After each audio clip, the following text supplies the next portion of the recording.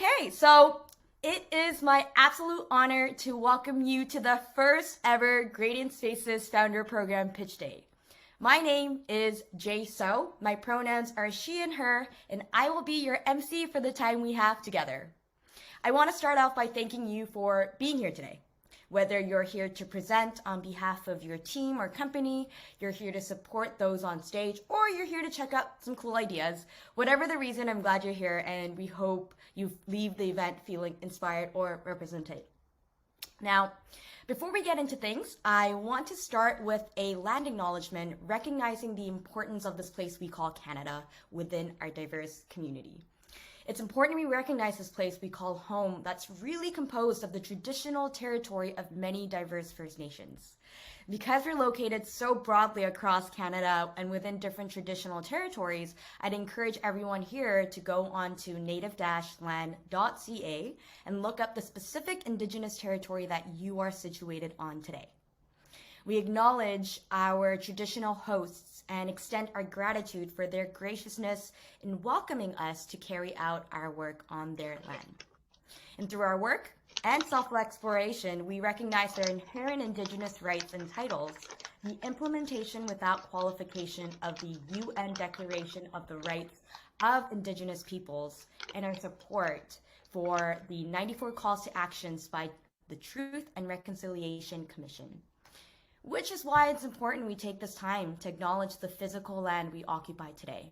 Seems like most folks are from Ontario, so in Toronto, we acknowledge that we are on the traditional territory of many nations, including the Mississauga of the Credit, the Anishinaabe, the Chippewa, the Haudenosaunee, and the Wendat peoples, and is now home to many First Nations, Inuit and Métis. We also acknowledge that Toronto is covered by Treaty 13 with the Mississauga of the Credit. And for folks in BC, we acknowledge we are on the unceded territories of the Musqueam, Squamish, and Tsleil-Waututh nations. We thank them for having cared for these lands and waters since time out of mind. Okay, so technology plays an important role in facilitating how we live and work together. When used correctly, it can be a tool for encouraging connections between us and tackling society's biggest challenges. However, there are many existing barriers, which means not everyone can participate equally. In fact, less than 1% of VC deals in Canada go to 2S LGBTQIA founders. This is congruent with the stats around the lack of control over capital for women, gender diverse, and BIPOC founders, where over 50% of investors surveyed couldn't even identify one openly 2S LGBTQIA founder in their portfolio. And when fundraising, a meaningful 37% chose not to self-identify as members of the queer community, with 12% citing concerns that it may hurt their chances to get capital. And the most recent VC Human Capital survey showed that Black and Latinx people comprise only 4% of VCs. And the homogeneity of the current VC industry, if they're only tapping into networks of people who are like them, can result in funding barriers for founders from underserved groups. So clearly, there is a lack of equity in the fundraising ecosystem. So not all the best ideas actually grow into world-changing companies. And VC firms have been pledging to do better while acknowledging the strategic benefits of incorporating diversity and inclusion at the cap table. But still, as you can see, the stats remain staggering and mostly unchanged each year. And there are many conversations about moving beyond tokenism and strategic planning to both action and accountability. So that is why Gradient Spaces exists. Our mission at Gradient Spaces is to increase the visibility, diversity, and impact of 2S LGBTQIA+ founders and the intersections within the innovation economy. We've partnered with Georgian, one of the leading venture capital firms based in Toronto, and to launch our 2022 Founder Program, Canada's first equity-free accelerator for 2S LGBTQIA+ and underestimated founders. Can I actually just get some applause going on in the chat, please? Because this is a huge day. We basically saw an opportunity to achieve this goal through our Founder Program, which provided education, networking, and mentorship opportunities to startup founders in the space. So we can actually go on to the next slide. Together, we've designed maybe go one before. That might make better sense. Together, we've designed a program for early founders developing their ideas, solo founders, or teams developing scalable solutions, and founders open to building an enduring business in a number of different ways, whether through bootstrapping, funding, or otherwise. We focused our search on early stage tech-enabled companies, which means businesses that are set up to scale. And most importantly, we've built a program by and for 2S and LGBTQIA+ and other underestimated founders across intersections. That was a lot of information. I spoke a lot, and so I'm actually going to stop talking, and I would love to introduce our program director, Kai, to introduce our first cohort of 2022 and kick off the pitches. Take it away, Kai. Yeah, well, thank you so much, Jay, and really appreciate you for being our amazing host today. So as Jay said, LGBT and underrepresented founders always face a lot of more challenges to get access to mentorship as well as capital compared to other founders. And that is exactly why we are creating the program here today. For me personally, I am a LGBT founder who is also an early immigrant. So when I first came to Canada 2 years ago and wanted to build a startup by my own, I experienced firsthand of how hard and difficult it is. And that is what motivated us to create this program and help other founders who are in the same boat to help them go from 0 to 1. So today, I'm very excited to introduce our cohort companies for this year, our very first 2022 Gradient Spaces founder cohort. We have Future Capital, who is building a platform to diversify venture from the top down. We have Reconceive App, which is a fertility health platform through 3D games. Rhyme AI is trying to build a bespoke speech synthesis through AI. And Bugmars is trying to build a precision ag tech platform for insect farms. Monday Girl is building a network platform for professional women. OpenTree Education is building an equitable education and recruitment platform in tech. And last but not least, Shipweiser is building a KGG-like platform for shipping. And we cannot achieve all of this without the help of our mentors, our founders, as well as our sponsors. And it is I would like to take some time to recognize all the mentors who have donated their time very graciously to talk to our founders, prep them, as well as hear the pitches so that they can have the best and perfect pitch today. So specifically, we have Michael from Ad Invest, Ross from All Ventures, Kate from Faskin, Jason from Georgian, Anastasia from Commit, and Ben from Georgia. So today, I would like to introduce our judges now as well. So we have 3 very impressive judges who come from different industries, but are all focusing on the venture capital as well as startup ecosystem. So first, we have Will. Will is a partner and leader of emerging technology at Faskin. Olivia is a growth lead at Georgian, the VC sponsor that we are partnering with, as well as Anthony, who is the director of venture capital at RBCX. And with the generosity of Faskin, today we are able to have 2 awards to hand out.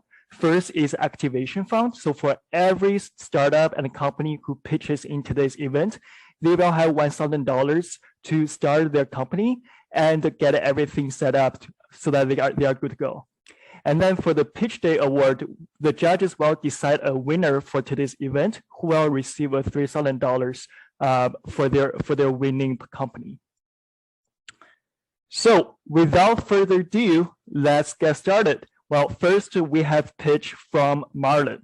Marlon is the founder of Future Capital, and let's hear it. Hi, my name's Marlon. I'm the founder of Future Capital, and I am super excited to be here with you today and to get to talk to you a little bit about the future of early stage investing.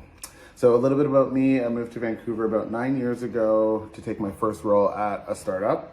After about 4 years working in a variety of operational roles, I moved over to the ecosystem side of company building, where I built, ran, and scaled an accelerator that was based out of Hootsuite. From there, I became really, really interested in the financing side of building companies, and joined a venture capital firm in 2019. And my experience in venture capital was deeply educational. Not only did I learn how companies got funded, how institutional investors made decisions, but I also learned that there was a huge disparity in terms of who gets access to this asset class. As most people in venture and technology know, startups create a ton of value. Not all of them, not most of them, but the ones that do create a ton of value and create a ton of wealth for their investors and for the shareholders. And while I was working at the venture firm, I started doing a bit of research to better understand why so many people were being left out of this asset class, why it was so underutilized. And there were a couple themes and common barriers that kept popping up. One of which was that learning the language of venture capital is really difficult.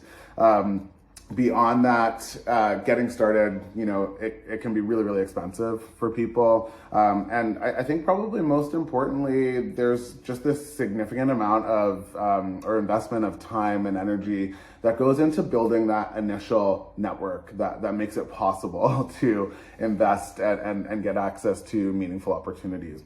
And so after talking to hundreds of investors and customers, we've been able to develop a solution that I believe really has the potential to democratize early stage investing. And that solution is centered around building community for underserved groups, and a community and a platform that's designed to enable those individuals to capture some of the equity and create some of the wealth that technology provides. So what we're building at Future Capital is a community, a new kind of community for a new kind of investor. Our platform is designed for investors at the beginning of their journey, and we're focused on creating experiences and products that help them invest like a pro over time. The SEC estimates that there are over 18 million accredited investors in the United States. Only 2% of that group is participating in the asset class. And what that means is that there's a huge opportunity for growth. I believe this is a white space that we're building into. By 2027, the North American market is expected to grow to 5%, creating $1 billion serviceable addressable market. All of that said, breaking into the industry is still incredibly difficult for most people. When someone decides that they want to invest, they typically end up running into an endless loop of first meetings, absorbing a ton of contradicting opinions, finding bad deals, and giving up. And so for us, we really believe that adoption of this asset class is really centered around education.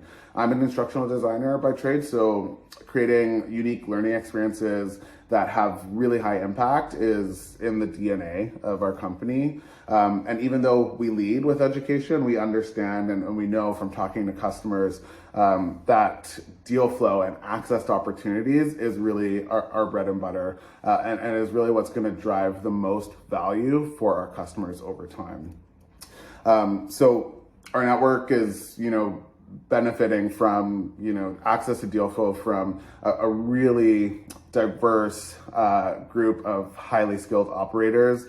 We bring deal flow to our community. They bring it back to us. To date, what we've learned about our community and about the folks that are participating in early stage investing through Future Capital is that diverse investors have a tendency to invest in consumer brands, consumer technology, and packaged goods that have an underlying connector of impact.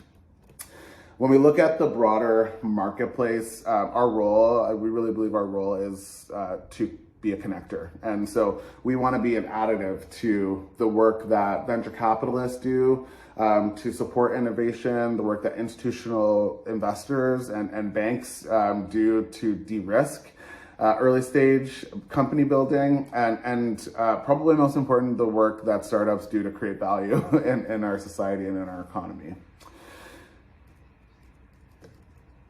A little bit about the traction that we've had to date. In Q1 of 2022, we've done over $30,000 in revenue. We've educated over 400 investors, and our community now sits at 508 people, growing every week. Our customer acquisition cost is really low. We really drive content and referrals to grow the community that we're building here at Future Capital. Our roadmap over the next 3 years is really straightforward. We've been building out and designing a membership that, like I said, has really, really high impact, combines education, deal flow, and community in a way that no one else is doing. We're launching our full all-access membership this year, as well as a web app that will really simplify and scale our ability to match investors with great opportunities that are relevant for them. Our network is really the bread and butter of what we're building at Future Capital. The growth of our network will be amplified by partners, investors, and technology that we're all collectively building over the next couple of months here. We are currently raising a small angel round. We raised a pre-seed last year and gearing up for a seed round towards the end of 2022, looking for partners, advisors, employees, looking for anyone that wants to join the mission of building a new and more diverse cohort of investors. Thank you so much for your time, and I'm excited to answer any questions that you have.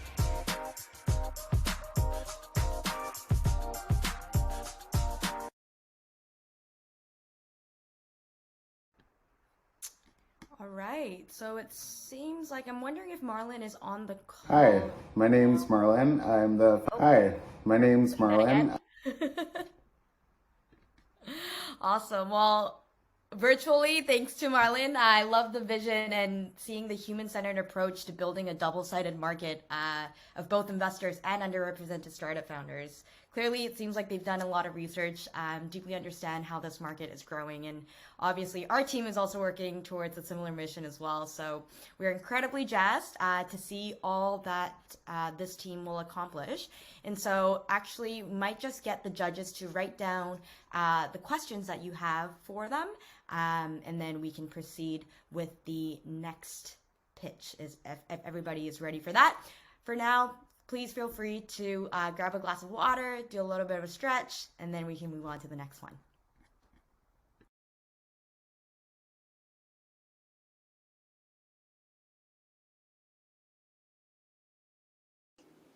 There's a talent crisis.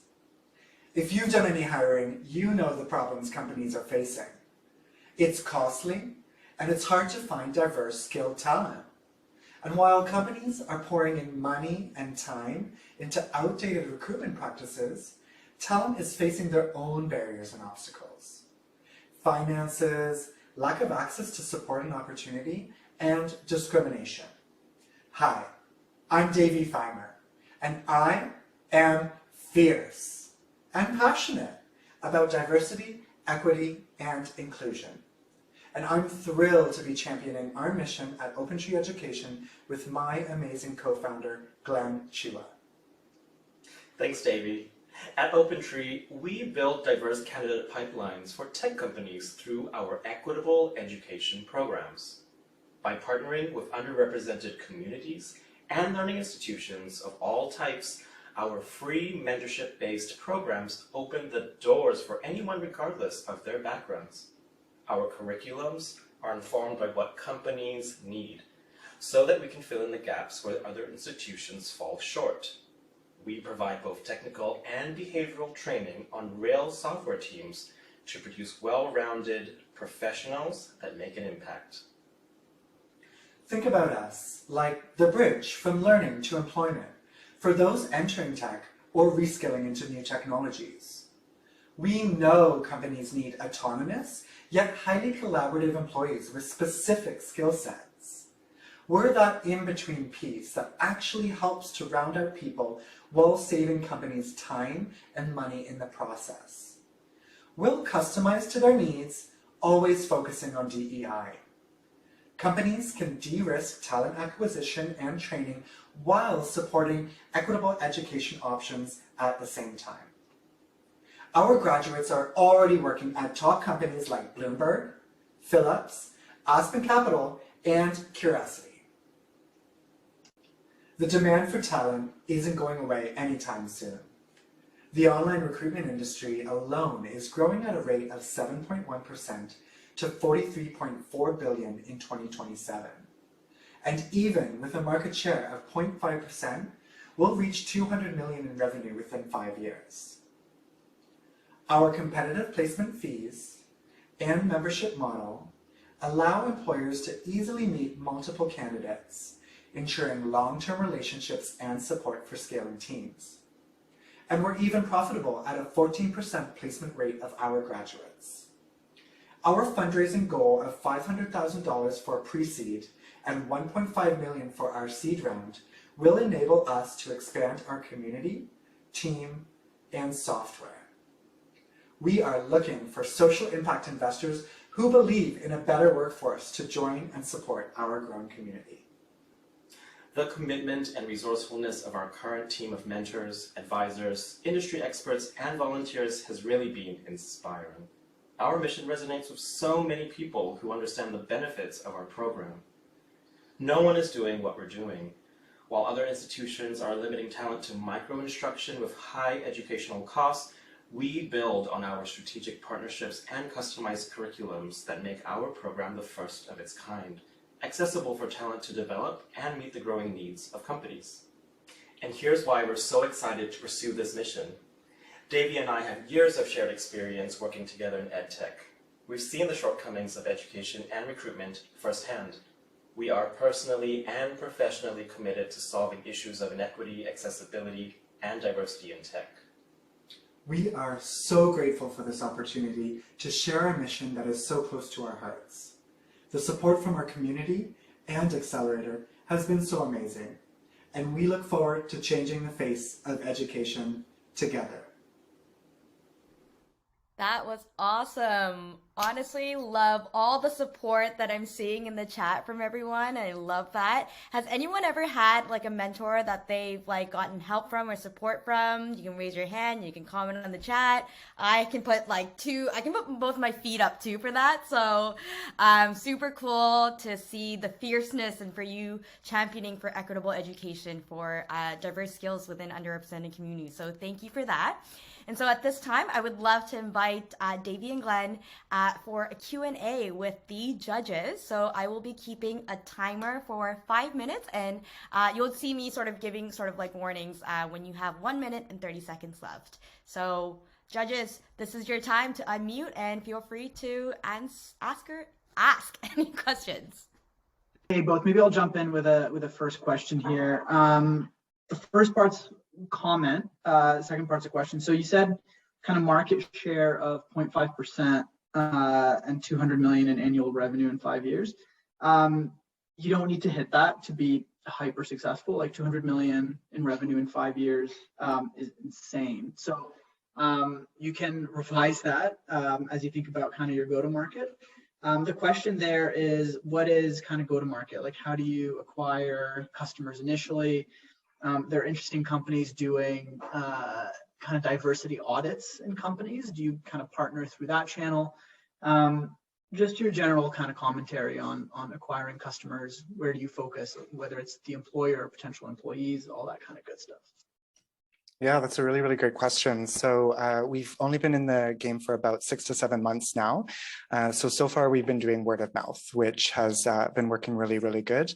Our mission really resonates with a lot of companies. We are recognizing that companies are really waking up to the talent crisis and also taking diversity seriously. So absolutely, we do target companies who are trying to invest in diversity, equity, and inclusion, want to participate in that. And then also just channels from the minority groups already. So we work with different learning partners and organizations and try to find the employers and partners who are already invested into those minority groups. Got it. That's great. I would encourage you guys to look at some of these diversity audit startups. Like there's a bunch of really interesting ones that will do the diagnostic, but don't necessarily have a remedy for whatever the audit uncovers. So I think that'd be a really interesting partnership angle to as you scale the business. Yeah, that's awesome. Thank you so much for that suggestion. We really are realizing that companies have the will, they really want to participate. And so we're trying to provide them with some options that they can participate in. So I really love that suggestion. We'll definitely look into that. Thanks, Anthony. Hey guys, I have a couple questions, or I guess a comment and a question. Again, good to see you guys. I thought you did a really good job with the pitch. So, well done on that. I actually thought the closed captioning was a nice touch, and I haven't seen that a lot, but maybe it's just because every time I watch Netflix, I still use the closed captioning. It's like such a natural thing. And you found a really painful problem, which I think is great as well. I guess my question is, like, when I've seen these kinds of businesses in the past, there tends to be a really heavy services component to the business. What portion of your business will be services based, or how do you think about, services as an ongoing component of the business? Really great questions. So right now we are doing more placement by placement, but we are building out our software to create our employer platform with a membership model, a little bit more of a SaaS model, so that we can do bulk employer onboarding. They can be a little bit more autonomous with meeting our candidate profiles and then touching base with our representatives when they're ready to make those placements. So really trying to kind of find this financing to push these software projects to enable us to do so.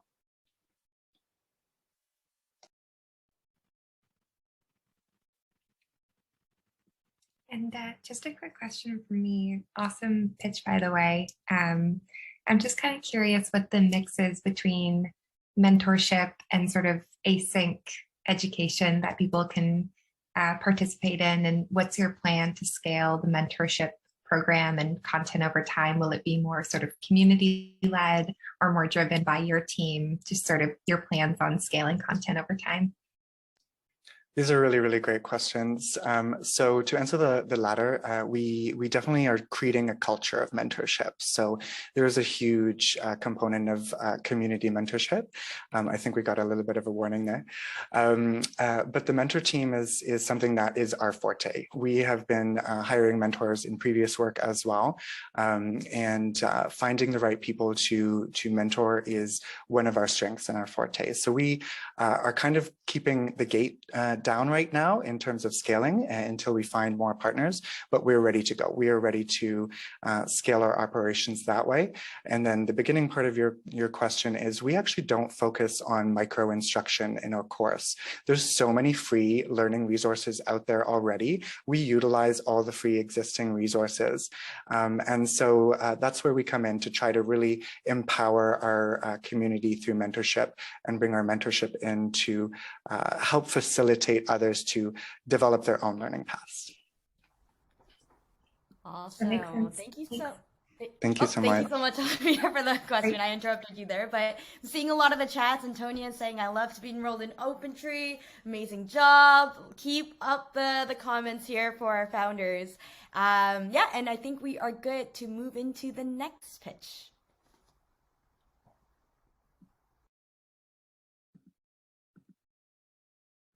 Hi, my name is Barb Taylor, and I'm the founder of Coil Digital. We're creating the world's first game simulation on the topic of infertility, addressing the lack of diverse content in this space. Did you know that infertility is a global health issue? The World Health Organization estimates that between 48 million couples and 186 million individuals worldwide experience infertility. As the average age of parents gets older, parents-to-be experience more infertility issues. The cost to them can be very high, up to $200,000 per person, and it's a time-consuming major life event.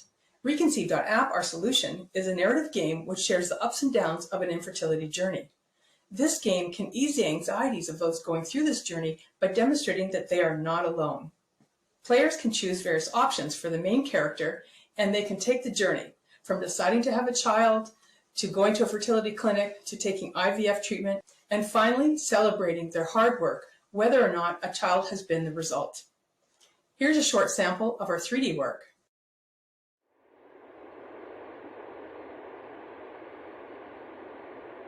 The baby didn't make it. I'm sorry. Our secret sauce is our infertility expertise.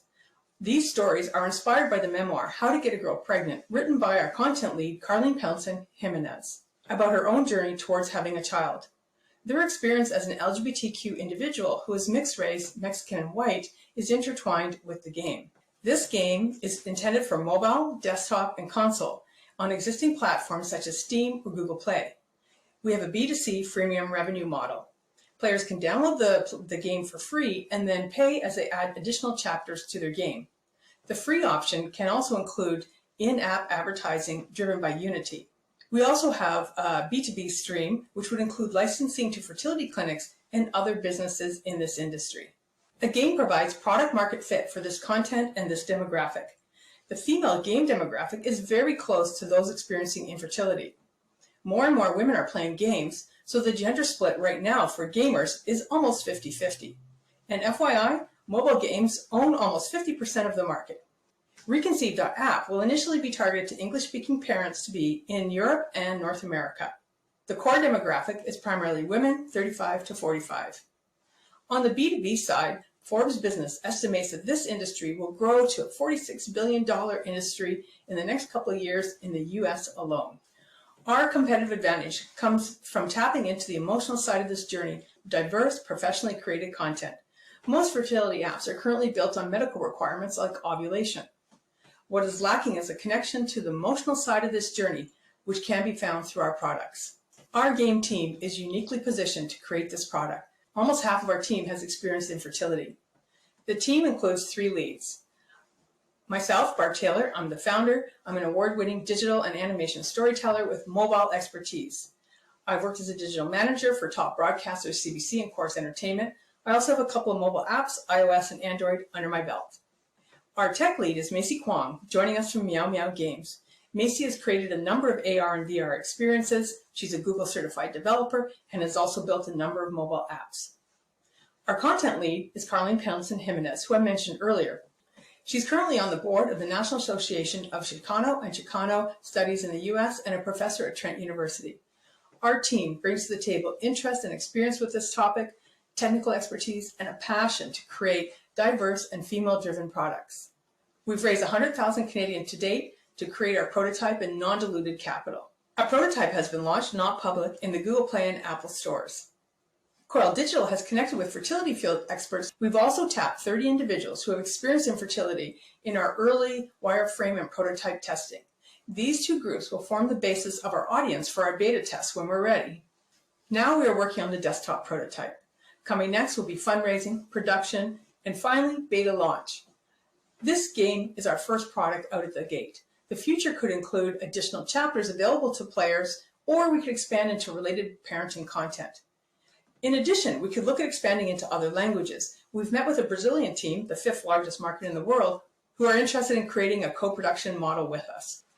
Now we aim to raise $750,000 for mobile and desktop launch and first year of marketing. Thank you so much for listening to us today. Do you have any questions?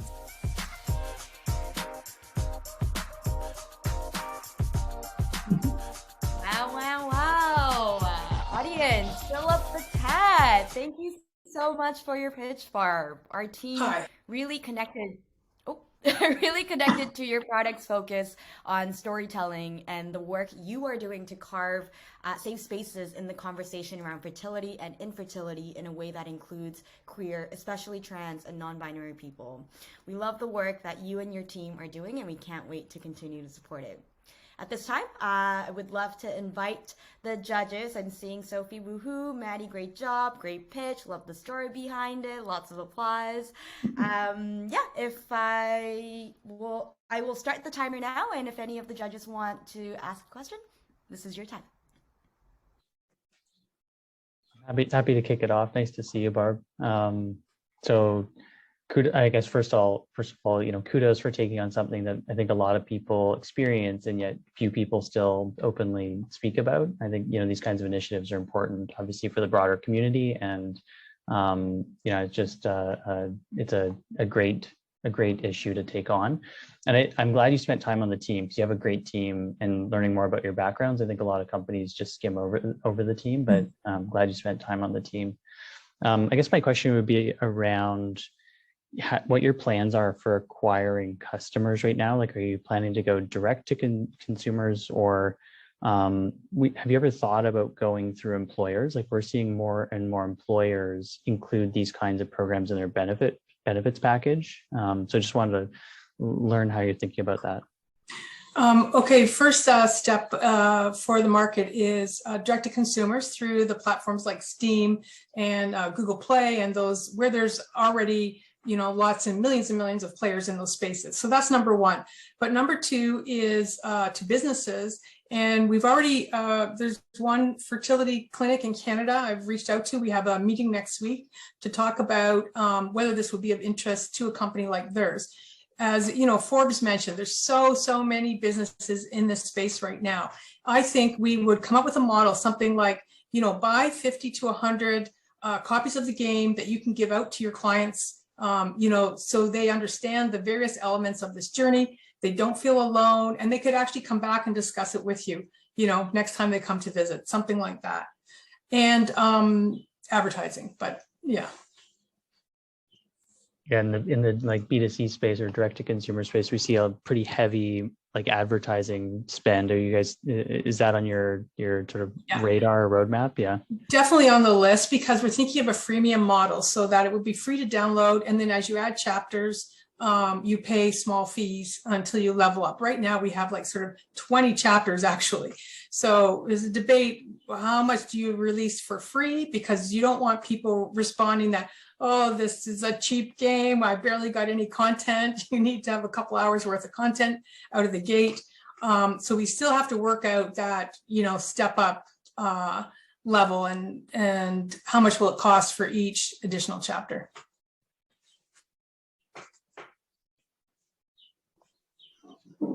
Hey Barb, good to see you again. I'm curious, are there like the applications of something like this seems like it could be just so broad and touch on a bunch of different potential life events and that sort of thing. Like, are there analogs in market for these kinds of, sort of games or simulations or this kind of thing to as a type of treatment for certain types of, whether it's traumas, future traumas, kind of psychological traumas? Is there like studies or some kind of North Star in this arena? Actually, maybe Carlene's online. She could talk about some of the work WHO has done around this. Carlene, are you there? She's here somewhere. So you're asking if other apps have been working on these kinds of life events? Yeah, or whether there are any kind of medical journals or studies that have published on kind of the potential kind of physiological impact that these things can have on helping people cope with difficult life events. That's a great question, and I'm sure there are, and I think we should look into that. But I would say, having gone through the process, that what they do with you when you're in there is they're like, look, here, take a therapist for a day and sort out your emotions, and it's like there's nothing that kind of stays with you over time. And it's not like talking to a therapist will make the emotions go away, the kind of despair, the joy and the despair. It's like a very wild ride, right? Each month. And so what we were hoping is, like with our app, it stays with people. It doesn't tell them how they're supposed to feel about that, but it gives them, someone else who's going through that as well. But I like the idea of looking more into the studies of, of how, these types of resources can help people. Yeah, it's super interesting. I think it's worth kind of interrogating that piece, right? And I think that'll probably inform your kind of go-to-market as well. Like, I think now it seems like it's a direct-to-consumer model. You market to consumers. I think there could be a potential framework here where the payer isn't necessarily the consumer. Like, I could imagine, individuals going to seek help to conceive, and you could have their medical professional say, hey, like, have you considered this, have you tried, like, I think there's a bunch of really interesting angles there if there's data see from a potential medical application standpoint. So but really interesting stuff. Yeah, I like that idea. I mean, it seems like often they're doing that. They're saying, okay, here's a prescription, go do CBD or something like that. But what if we make a more, create a variety set of resources, to put in doctors' hands? I think that's a great idea. Exactly. So I hate to interrupt, but I have to enforce sort of like the time keep here. I know, Olivia, you didn't get to go. So for the next one, I'd like to invite you to ask the first question. Audience, one last round of applause for the Reconceive app team and Barb here as we move into our final pitch of the... Thanks, Gradient Spaces. Hi there, I'm Nat. I'm the CEO and one of the founders of Bugmars. We create precision software for insect farms. Please excuse my absence from the video today. I currently have COVID. So we're going to need to feed 2 billion more people very soon, and we're going to need to do it in a way that prioritizes sustainability, a circular economy, and decentralizes protein production. And alternative protein is on the rise, with insects playing a major role. There's over 350 farms in North America alone that are already farming insects for animal feed, and in some instances for us. So I was farming my own crickets, and I kept losing my colony every time to a new threat, and I knew there needed to be a better way to go about this. So during my research, I learned that small, medium, and even large-scale farms were experiencing the same issues as I was. They're spending about 50% of their time doing manual checks, looking for things like disease, mold, behavioral changes, temperature and humidity fluctuations, and breeding readiness. And a lot of their costs goes into labor as well. One large operator lost close to $95,000 in product alone in 8 hours when a virus spread through their colony. How did this happen? Well, they didn't notice the signs of disease early on and were unable to respond quickly. I think we can all relate to that right now. Bugmars uses AI to reduce mortality and increase the profit for insect farms. We place cameras and sensors in the cricket farms, and the cameras and sensors look for things like pests, food and water reserves, humidity changes, and all of that information and data is captured and sent to our system where it's instantaneously reviewed, and it runs 24/7. It will notice behavioral changes much faster and with much greater accuracy than we can, because over time our system can begin to predict concerns. The dashboard is simple and easy to use. It sends recommendations and notifications directly to the farmers via a mobile app, so they only have to look at the problems when there are problems. Our system can increase yield by 30% and reduce labor by 30%. And the market is going to reach $125 billion by 2030, with 6.4% of that alternative protein market going to insects. With our 30% yield increase, we expect that we can add $2.4 billion to this industry. Bugmars is an intelligent software system. We don't have many competitors. The ones that do exist are more of a manual data entry system. And Aspire is a producer. They don't sell their technology and they outsource it. Our advantage is simple installation with off-the-shelf hardware. And an entomologist makes it possible for small farms that can't afford one to have one at the ready. Because our system gets smarter over time, we can predict greater yield increase and greater profitability. You can see here how a small scaling farm is losing money, and most of them do fail when they try to scale. Bugmars is determined to take them from a loss to a gain with our software system. Our team is uniquely diverse and qualified. I'm Natalie Duncan. I'm an insect enthusiast and have a background in pest management, data entry, and environmental monitoring. Dr. Hal Gardner is our sustainability expert. She's a skilled startup operator. And Seth Hardy has more than 20 years leading startup R&D. His IoT expertise as well as machine learning development, and he is our CTO. We're moving quickly. Our product Hexapod is at MVP stage, and we're installing our first pilot in the next couple of weeks. We expect that we can convert our pilot customers into paying customers as well.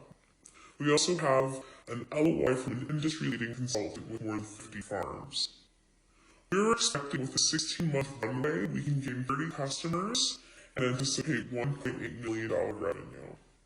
With my last few moments here, I'd really like to take the time to thank Gradient Spaces, Georgian, Fastin, and RBC for supporting diverse founders. Because Canada is not lacking in diverse founders, but the support for it has been. So thank you so much for leading this change, and thank you for supporting Mars.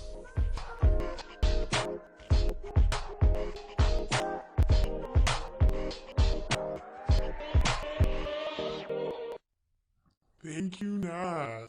Audience, can we give a special round of applause in the chat for Nat here? I'm in absolute awe seeing you pitch. I'm really hoping you're feeling better with your recovery as well. We're seeing Barb, Nat, well done. So cool. Lots of cool comments here. Lots of claps. Love it. $2.4 billion is a huge value add. Having forward-thinking tech that helps to make sustainable proteins more widely available to the market is incredibly timely. Who is ready to go for a bite of bug protein after the show? I definitely use some as well. Love seeing his comments. Jade, really amazing idea. Sophie, Ben, awesomeness, been awesome. Cool. I hate bugs, but I have to admit that's super cool. Nice Gabriella. Alright, so at this time I'd like to invite Olivia to ask the first question, and I will put up the timer, and the floor is yours. Awesome. Thanks, Nat, for that. That was great. I'm just curious on some more details around implementation and what does that look like? Seems like there's a bit of a hardware component and maybe a bit of a learning curve involved for the user. So just kind of curious how you plan to roll out, if there's any sort of geography specific, like insect farms are mostly located in one location, so you'll start there. Just curious how you'll kind of roll out, given you have some pilot customers and 50 farms depending on adopting, which is less by the way. Hi, Olivia. Thank you. Yes, so there actually isn't too much of a learning curve for the farmers. We do everything on our end, and if they know how to use a mobile phone, they can use our app. It will send recommendations and notifications directly to them. If they are someone that is a little bit more experienced, they can access further details within our software system. I think there's another part to this question. Regionally, we are looking at Ontario first. Ontario actually has 2 large operators right now that they're being built, and we're also looking in the US. Sorry, I want to comment on hardware as well. We use off-the-shelf hardware, so the cost of the hardware is not too much. Cameras are about $40 each. Got it. That makes sense. Thanks.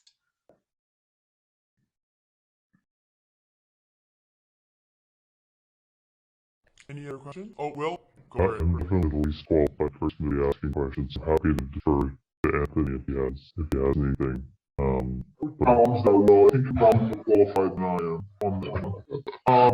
No, I mean, no question. I mean, I think this is just, again, kudos to everyone. Like, this is super cool. Like, this is one of those things where, it's a specialized set of knowledge that I think most of the lay population would really struggle to apply on, but evidently it's a big market with a very clear pain point, and that's very slow to, digitize and kind of leverage new technologies. I think it's super interesting. I think where I would, dig in more as you raise money is, a lot of these kind of short-term target goals are really tangible and really proximate, I feel like, right? Like getting some of those early contracts is a real sort of good early indicator for product market fit, and kind of getting to a point of, $1 goes in, 2 come out. So I think just doubling down on some of that commentary would go a really long way because it's super compelling. No, I thought you did a great job with the presentation too. Like it's very clear, good pace. The deck looked awesome. So whoever helped with the deck or if you did the deck internally, I thought it looked great. Thank you so much. One question on the hardware front. A lot of our clients who are in the hardware space or have components of their business in the hardware space are having issues with supply chain right now. Are you anticipating any issues on that front? Yes, we are having one concern with one of the components we use because it uses the same chip as the Nintendo Switch. So they're getting prioritized, of course. But I don't. I think I'll let Severity respond a little bit more to that question.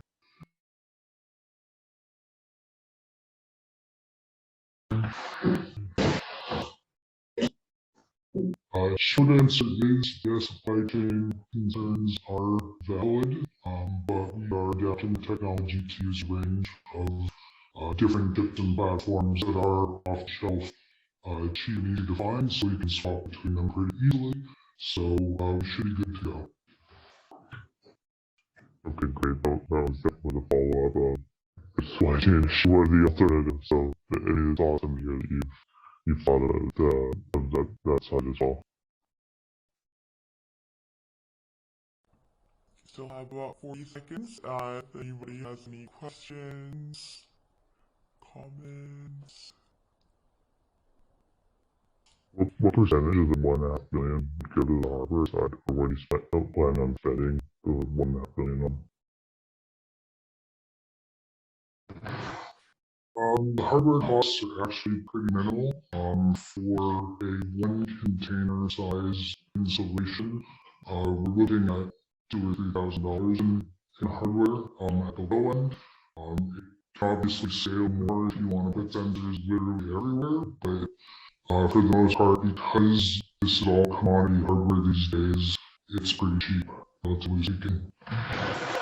So one, to answer the second portion of that question, the 1.5 million is going to hiring more data scientists so we can refine our models further.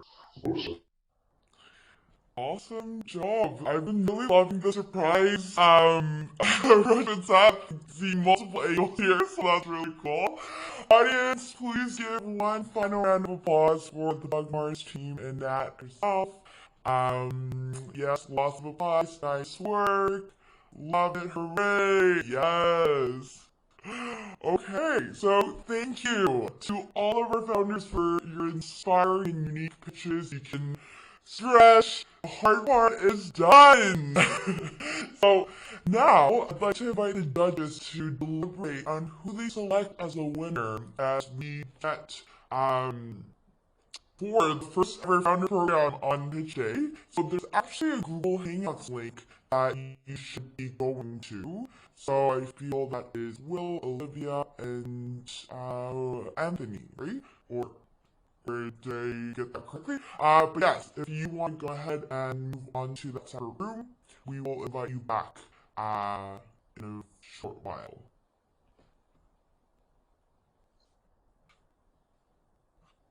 Okay. Alrighty. Okay, so as we're waiting for the judges to deliberate, I'd actually like to take this time for everyone to stretch, get the water.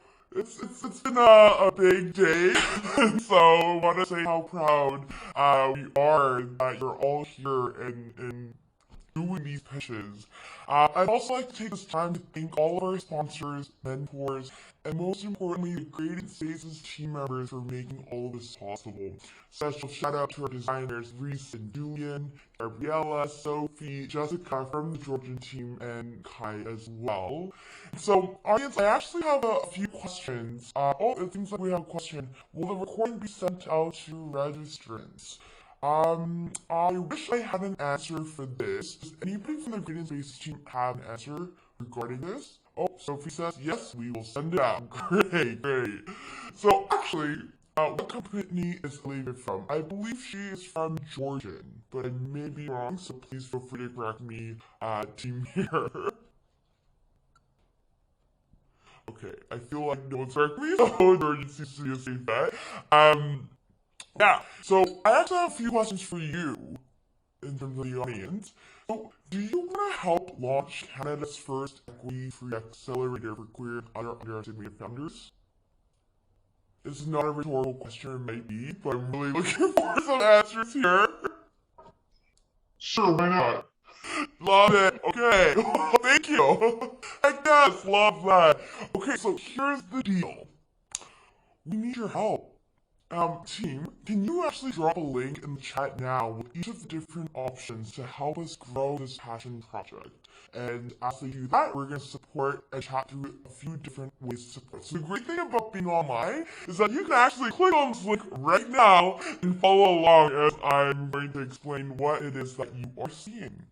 So the first option is whether it's joining our mailing list, being a speaker, writing for us, volunteering, or sponsoring or partnering with us on future projects. We want you to work with us. We're currently accepting applications for new volunteers across all departments, whether that's marketing, sales, sponsorship, event programming, design, research, and so much more. And if none of these sound like you still want to get involved, or you think you're interested, or maybe you have a friend who might be interested in working with us, we'd love to chat about how to connect your skills and passions to bring Creating Spaces mission to life. So go hit that link. Thank you, Gabriella, for posting that there. Okay, I have another question. Are you ready for it?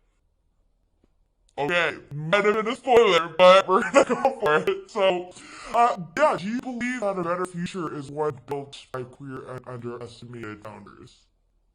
There isn't a right answer to this. For sure, love that. Thank you, Barb. Well, if you want to help to build the queer spaces you want to see in the world, but you don't have the capacity to get involved in other ways, we have a solution for that, which is a simple and impactful way to support us is by donating.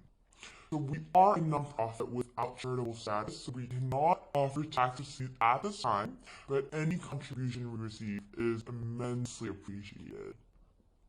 This is the good agenda. Yes, Alex. Question, who's the best person to reach out to for getting involved in general potential partnerships? Love this. Dean, can we have someone put in the email? Okay, perfect. Alex, let's put in your email there so we have that saved. Okay, and last but not least, if you're a founder or future founder who may want to join next year's founder program, this is your moment. Join our waitlist for your own opportunity to access mentorship, education, a network, and the chance to win the grand prize and pitch in front of a panel of expert and judges and venture capitalists. We'll also connect you to a community of intersectional founders so you can gain access to support right away and explore each of the options through the link in our chat. And thank you to all of our founders here today. If you would like to share about your experience, recommend it to someone that you know who could benefit from being part of a community like this, we definitely love to chat with them and meet with them. Oh, got a question. Barb, what link can we give people who might be interested as a founder? Oh, great that you asked! So, I feel like the link that Gabriella shared, oh, we got Sophie on it, love it! So that's the link right there. And we are actually ready to bring in, I think Bill, you're ready to go, to the main stage to announce the winners, so feel free to unmute yourself. And one of the things that I would like to ask, if your name is called, I would love to invite you to say a few words and see how you're feeling about this day and this moment as well. Will, to you. Thanks, Jay. And congrats to everyone. Like, the pitches were really great. I thought everyone did a great job today.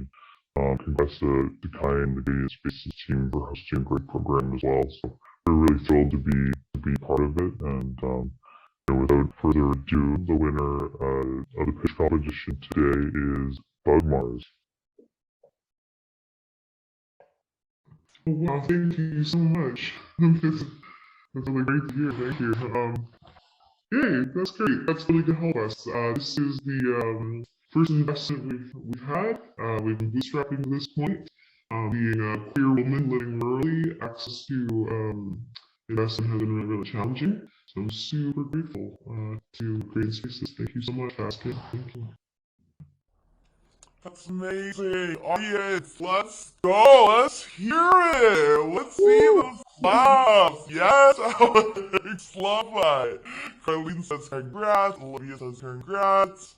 I'm looking forward to having some bugs. Honestly, very, very excited for that. And so I would like to thank everybody for being here today. It means so much to have you all here. It literally feels like a dream. This is the end of our programming for today. So be sure to follow us on socials. Again, if you're interested in volunteering, you can reach out to us on social or apply on our website. Hit that link one more time, folks. We're gonna get all of these folks into our community so we can continue to build from this. I hope everybody here has a nourishing and relaxing and safe weekend. So proud of everybody here. I want everyone to just give themselves a tap on the shoulder. And yeah, look forward to seeing you around for the next few events. But stay tuned and be sure to follow us and keep in touch. Thanks, Grading Spaces.